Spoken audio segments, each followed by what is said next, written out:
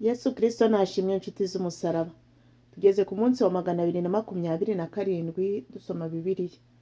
Turi mu butumwa bwiza uko bwanditswe na Matayo. Umunsi turatangirira ku bice 25. Reka dusome mu izina rya Yesu. Umugani w'abakobwa 10. Icyo gihe ubwami bwo mu ijuru buzagereranywa n'abakobwa 10 bajyanye amatabaza yabo bajya gusanganira umukwe.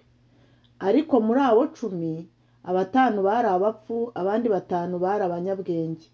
Abapfu bajyanye amatabaza yabo ntibajyana n'amavuta, ariko abanyabwenge bo bajyana amavuta mu mperezo zabo hamwe n'amatabaza yabo. Umukwe atinze bose barahunikira barasinzira. Ariko nijoro mu gicuku habaho urusaku ngo umukwe araje, nimusohoke mu musanganire. Maze ba bakobwa bose barahaguruka baboneza amatabaza yabo. Abapfu babwira abanyabwenge bati, nimuduhe ku mavuta yanyu kuko amatabaza yacu azima. Ariko abanyabwenge barabahakanira bati, oya ntiyadukwira twese, ahubwo nimujye mu bahanjuzi muyigurire. Bagiye kugura, umukwe araza, abari biteguye binjirana nawe mu bukwe, urugi rurakingwa. Hanyuma ba bakobwa bandi bo baraza barahamagara bati, nyakubahwa dukingurire. Nawe arabasubiza ati, ndababwira ukuri yuko ntabazi. Nuko mube maso kuko mutazi umunsi cyangwa igihe. Umugani w'abagaragu bahawe italanto. Bizaba nk'iby'umuntu wari ugiye kuzindukira mu kindi gihugu, ahamagara abagaragu be abasigira ibintu bye. Aha umwe italanto 5, undi amuha 2, undi amuha 1, uko umuntu ashoboye arazinduka. Uwo mwanya uwahawe italanto 5 aragenda arazigenza, agenzuramo izindi italanto 5. N'uwahawe 2 abigenza atyo, agenzuramo izindi 2. Ariko uwahawe 1 aragenda acukura umwobo ahishamo italanto ya shebuja. Maze iminsi myinshi ishize, shebuja w'abo bagaragu araza abarana nabo umubare w'ibyo yabasigiye. Uwahawe italanto 5 araza azana izindi italanto 5 ati, databuja wansigiye italanto 5, dore nazigenzuyemo izindi italanto 5. Shebuja aramubwira ati, nuko mugaragu mwiza ukiranuka, wakiranutse mu bike, nzakwegurira byinshi, injira mu munezero wa shobuja. N'uwahawe italanto 2 araza aravuga ati, databuja wansigiye italanto 2, dore nazigenzuyemo izindi 2. Shebuja aramubwira ati, nuko mugaragu mwiza ukiranuka, wakiranutse mu bike, nzakwegurira byinshi, injira mu munezero wa shobuja. N'uwahawe 1 araza aravuga ati, databuja nari nzi ko uri umunyamwaga, kusarura aho utabibye, kuhunika ibyo utagosoye. Ndatinya, ndagenda mpisha italanto yawe mu butaka, dore ngiyo ibyawe urabifite. Ariko shebuja aramusubiza ati, wa mugaragu mubi we, wa munyabute we, ko wari uzi ko nsarura aho ntabibye, mpunika ibyo ntagosoye, italanto yawe ntiwari ukwiriye kuyiha abagenza, nanjye naza ukampa n'iyanjye n'inyungu yayo? Nuko nimuyimwake muyihe ufite italanto 10, kuko ufite wese azahabwa akarushirizwaho, ariko udafite azakwa n'icyo yari afite. N'uyu mugaragu ntacyo amaze, mumujugunye mu mwijima hanze, niho bazaririra bakahekenyera amenyo. Gucirwaho iteka. Umwana w'umuntu ubwo azazana n'abamarayika bose afite ubwiza bwe, nibwo azicara ku ntebe y'ubwiza bwe. Amahanga yose azateranirizwa imbere ye, abarobanure nk'uko umwungeri arobanura intama mu ihene. Intama azazishyira iburyo bwe, naho ihene azishyira ibumoso. Umwami azabwira abari iburyo bwe ati, nimuze mwebwe abo data yahaye umugisha, murage ubwami bwabatunganirijwe uhereye ku kuremwa kw'isi. Kuko nari nshonje mukamfungurira, nari mfite inyota mumpa icyo nywa, nari umushyitsi murancumbikira, nari nambaye ubusa muranyambika, nari ndwaye muransura, nari mu nzu y'imbohe muza kundeba. Abakiranutsi bazamubaza bati, mwami, twakubonye ryari ushonje turagufungurira, cyangwa ufite inyota tuguha icyunywa? Kandi twakubonye ryari uri umushyitsi turagucumbikira, cyangwa wambaye ubusa turakwambika? Kandi twakubonye ryari urwaye cyangwa uri mu nzu y'imbohe tuza kugusura. Umwami azabasubiza ati, ndababwira ukuri yuko mwabikoreye umwe muri bene data abo boroheje bari hanyuma y'abandi, ari njye mwabikoreye. Umwami arabasubiza ati, ndababwira ukuri yuko ubwo mwabikoreye umwe muri bene data boroheje bari hanyuma y'abandi, ari njye mwabikoreye. Azabwira n'abari ibumoso ati, nimuve aho ndi mwa bivume mwe, mujye mu muriro w'iteka watunganirijwe umwanzi n'abamarayika be, kuko nari nshonje ntimumfungurire, nari mfite inyota ntimwampa icyo nywa, nari umushyitsi ntimwancumbikira, nari nambaye ubusa ntimwanyambika, nari umurwayi no mu nzu y'imbohe ntimwansura. Nabo bazamusubiza bati, mwami, twakubonye ryari ushonje cyangwa ufite inyota, cyangwa uri umushyitsi, cyangwa wambaye ubusa, cyangwa urwaye, cyangwa uri mu nzu y'imbohe ntitwagukorera? Azabasubiza ati, ndababwira ukuri yuko ubwo mutabikoreye umwe muri bene data boroheje bari hanyuma y'abandi, nanjye mutabinkoreye. Abo bazajya mu ihaniro ry'iteka, naho abakiranutsi bazajya mu bugingo buhoraho. Ubutumwa bwiza uko bwanditswe na Matayo, ibice 26. Bajya inama yo kwica Yesu. Nuko Yesu arangije ayo magambo yose abwira abigishwa bati, muzi yuko iminsi 2 nishira hazabaho Pasika, umwana w'umuntu azagambanirwa abambwe.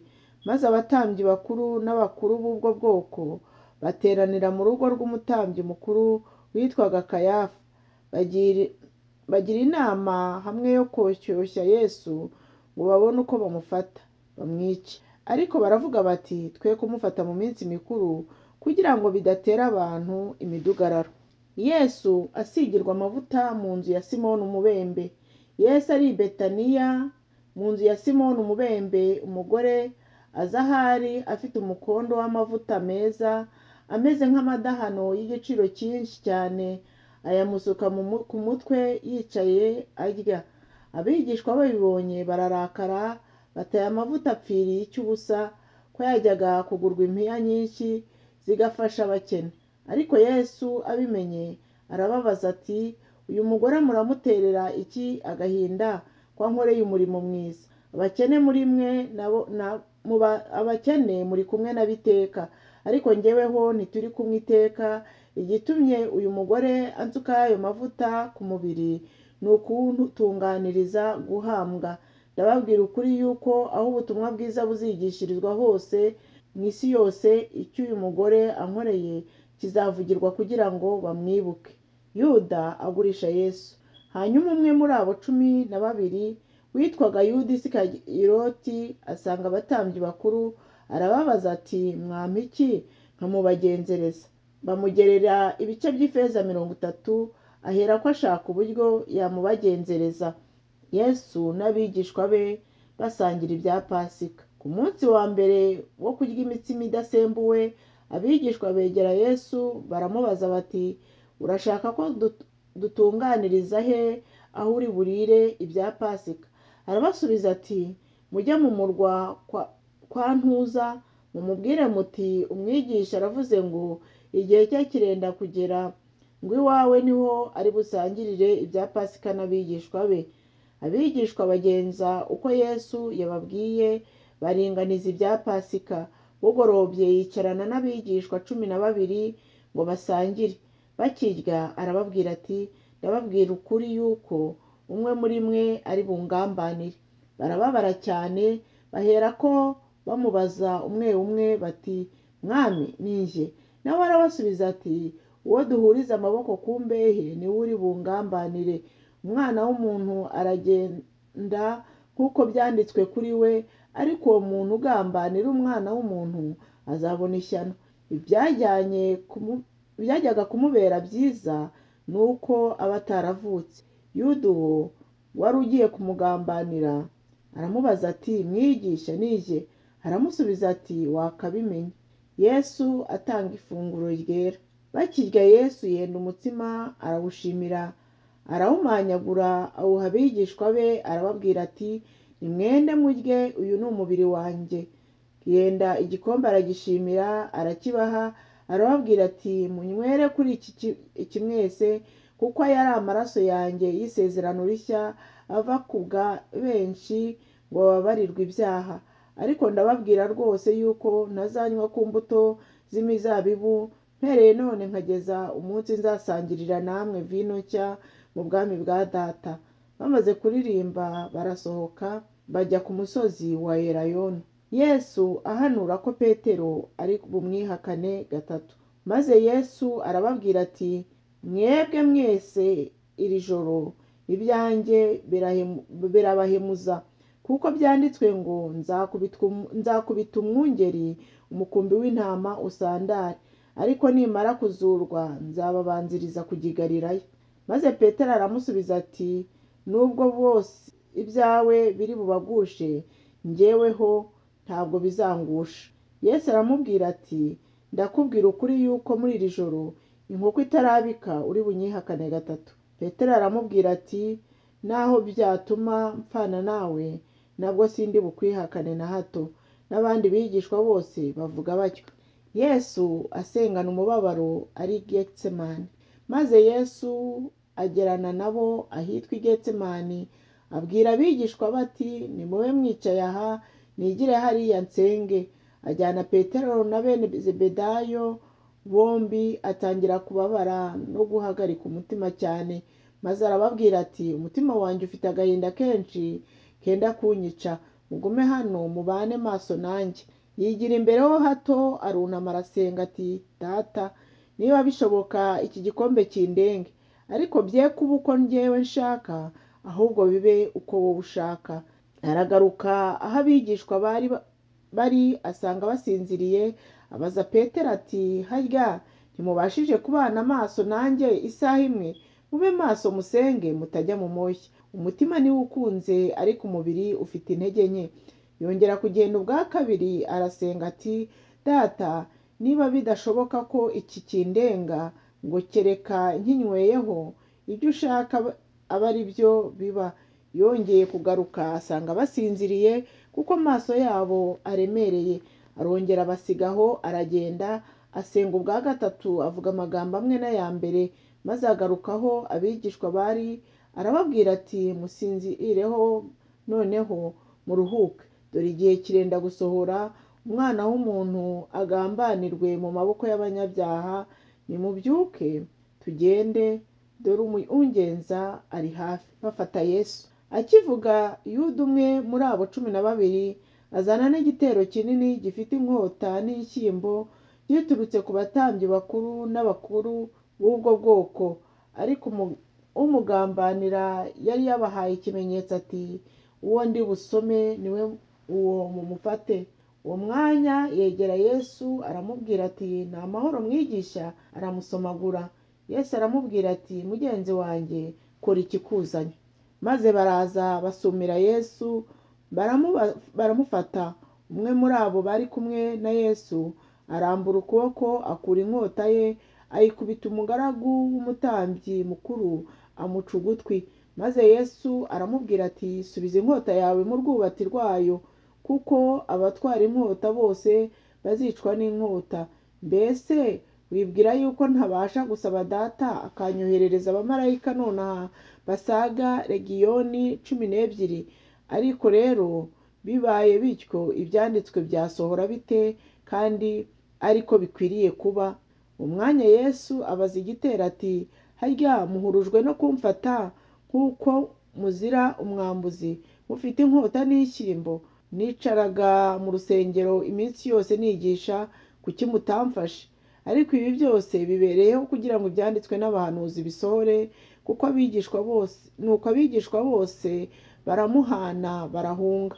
Abatambyi bacira Yesu urubanza rwo gupfa. Abafashe Yesu bamujyana kwa Kayafa umutambyi mukuru, ariho abanditsi n'abakuru bari bateraniye.